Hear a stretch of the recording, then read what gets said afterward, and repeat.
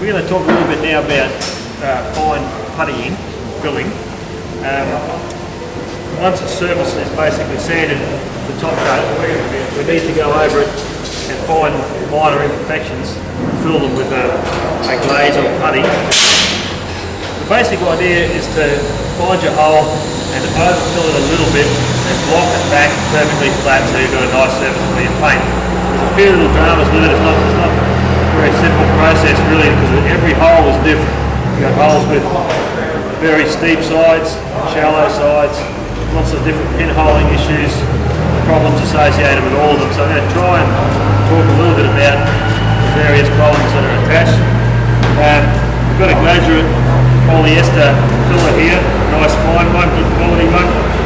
And of course, it's very important that you mix your product nice and smooth, otherwise when you fill your hole, go back and sand it later. If there's imperfections or bits of grit in it, you take the risk of moving the bits of grit around on the surface and scratching up your prepared surface, or if there's something in there that might roll out and leave another little hole, and then when you paint it, it sucks it in.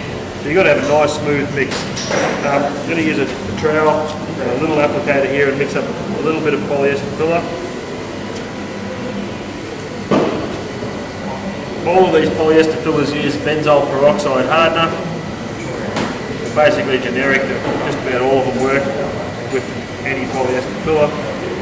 And they're basically all between 25 and 50 to 1 ratio mix. If you're in the winter time and you want to go off a bit quicker, you go down to 25 to 1. In the summertime and you want a bit of working time, you'll go at 25 to 1 or whatever variation in between. You don't want to play with it too much more than that. 25 to 50 is where they work their best. Just make sure your trowel and your blades are nice and clean, and then just knead the hardener through the filler. Just use a tiny bit. Pretty cold today, so we'll get a little bit in there. Well, sometimes they get a bit runny inside the tube. You need to knead it around and mix it through the benzoyl peroxide hardener.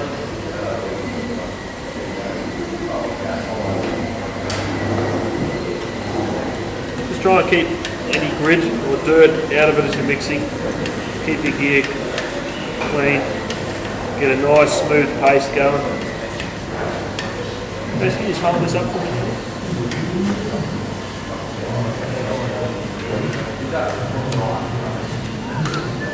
Got numerous holes in the face of this little panel here. Some of them are quite deep, some of them are quite shallow.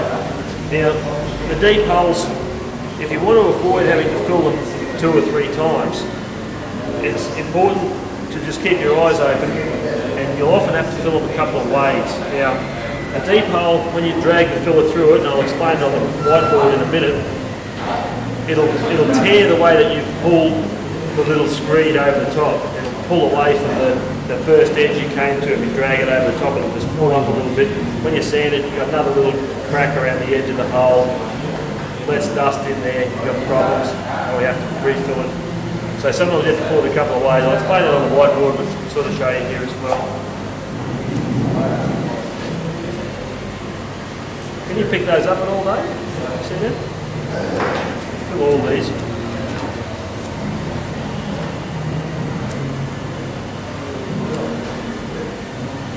Polyester fillers also shrink between 8 and 10% during the drying process, so you don't want to pull them perfectly tight and expect that you'll come back and they'll still be filled right on the surface. They'll suck back into the hole.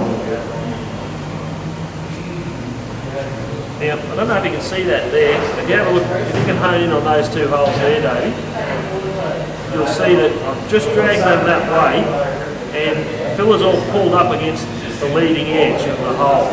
Can you see that all day? Not really well. Keep your hand there, otherwise it gets lost in the white. You'll see it's torn up off the edge of the hole. Now, if I leave that like that and sand it, you've still got another little hole there against the leading edge of the hole. The technique to get rid of that is to pull it back the other way. A little bit more filler again.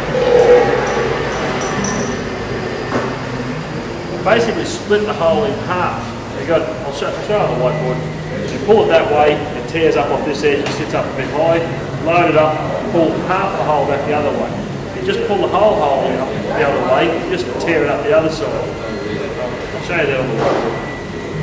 So, a little bit of practice involved, of course, as in anything. Try not to leave them too over full, where we're blocking a lot to get them down. And the more you block an individual patch fill, the more you'll disturb the fairness of the surface and the more work you're going to have to do. So without going into it too closely, because you can't really see it too well, I'll show you on the whiteboard what I mean about the edges tearing up and with another issue to do with pinhole.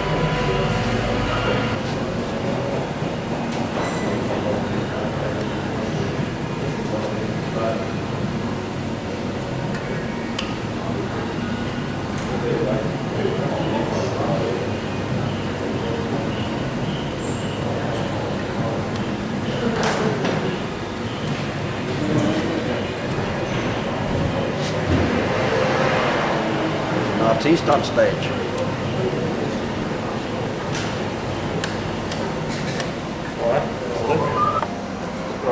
Just wanted to show in profile view some of the issues that occur when you're trying to do small fills, detailed fills. In profile, this is like a blunt hole in a surface. This one we're going to use as like a pinhole, which is quite deep but small opening.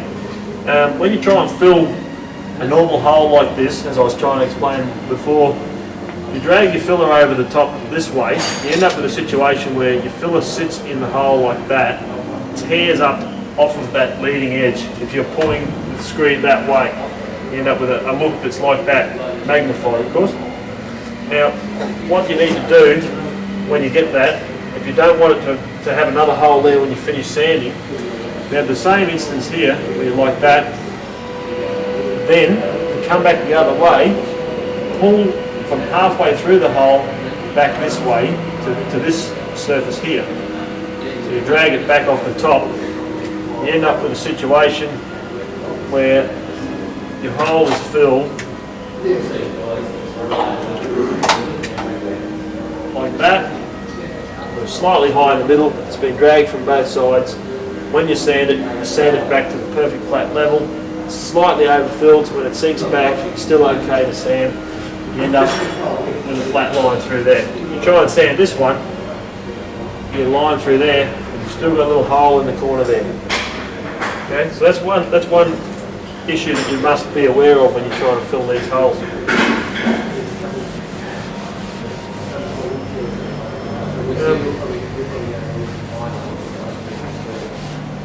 With a pinhole, which is quite deep and narrow in the opening at the top, the main problems are dust and air. When you try and squeeze, first of all you have to clean them out, make sure you try and get rid of all the dust you can. If you've got dust in the bottom of your hole, you get no adhesion for your filler.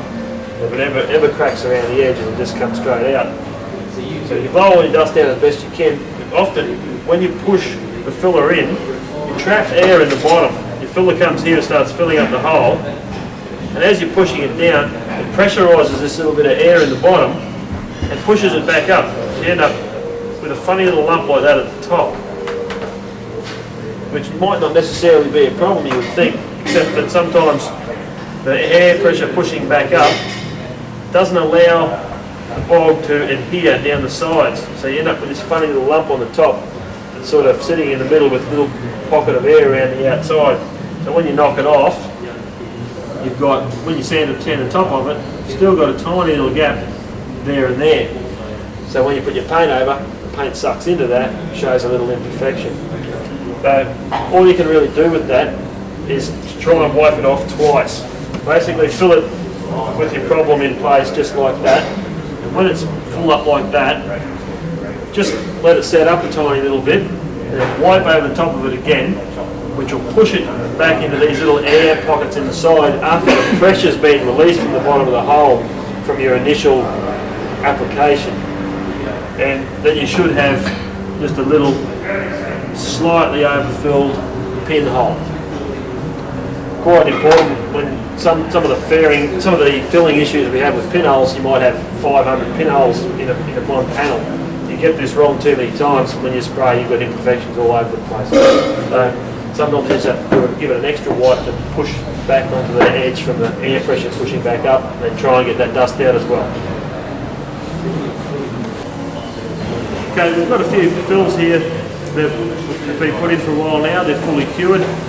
Now, when you're sanding spot fills down, it's basically fruitless to try and do it by hand at all. You must use a block. You've got a fan surface underneath with uneven fill on the top. You need to block it back very, very flat. Now, if you've got a surface with lots and lots of fills, it's even worthwhile guide coating the whole surface so you know you've got them all, got rid of all of the imperfections and all the excess filler. So just using normal diagonal techniques, we'll just lock down these patch fills.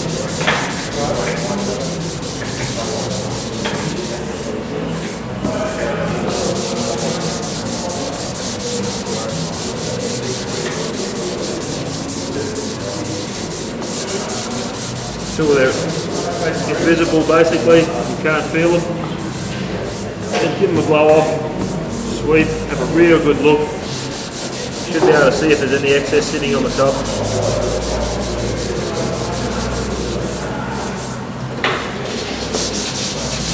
Try not to bear too hard on your block when you're knocking back patch fills. It tends to create a deeper scratch pattern in that area than what's existing on the rest of the surface, and you can pick that up when you're putting your top coat on. Just try and go lightly but consistently so that the flat, nice hard flat block can lock them down into the rest of the surface.